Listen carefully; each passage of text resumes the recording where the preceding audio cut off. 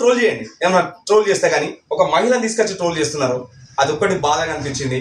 దయచేసి ఇవి ఎందుకంటే జీవితాలు 20 సంవత్సరాల నుండి నేను ఈ ఫీల్డ్ లో ఉన్నా. ఇక్కడ చూస్తున్నారు కదా, ఇప్పుడు క్లారిటీగా అర్థమైపోతుంది అసలు ఇష్యూ ఇప్పటిది కాదు.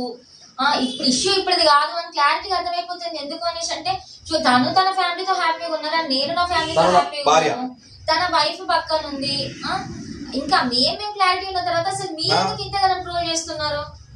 మా ఫ్యామిలీ గొడవలైనా కావచ్చు, మళ్ళీ ఏదైనా పండుగలు ఉంటే దయచేసి ఇక్కడ నుండి ఆ ట్రోల్స్ ఆపేసేయండి. ఇంకా అక్కడ రీజన్ లేకుండా అసలు నిజంగా నన్ను చాలా అంటే చాలా ఇబ్బంది పెడుతున్నారు గత 2 days నుండి. అసలు నా ఇన్వాల్వ్మెంటే లేదు, కానీ నేను చాలా అంటే చాలా సఫర్ అవుతున్నా. మీకు 2 చేతులు ఎత్తి నేనైతే మీకు దండం పెడుతున్నా. ట్రోల్స్ ఆపేసేయండి. ఇక్కడ రీజన్ లేకుండా మీరు ట్రోల్ చేస్తున్నారు. అసలుకి దయచేసి అర్థం చేసుకోండి. మా ఫ్యామిలీస్ మేము చాలా హ్యాపీగా ఉన్నాము. మమ్మల్ని బయట దిక్కి మమ్మల్ని ట్రోల్ చేస్తున్నారు. మా ఫ్యామిలీస్తో, నా ఫ్యామిలీతో మేము హ్యాపీగా ఉన్నాం, తన ఫ్యామిలీతో తను హ్యాపీగా ఉంది. అట్లాంటప్పుడు మమ్మల్ని బయట దిగి మమ్మల్ని చాలా సఫర్ చేస్తున్నారు. మీరు మమ్మల్ని సఫర్ చేస్తున్నారు. దయచేసి ఇక్కడితో ఇది ఎండ్ చేస్తారని కోరుకుంటున్నాను.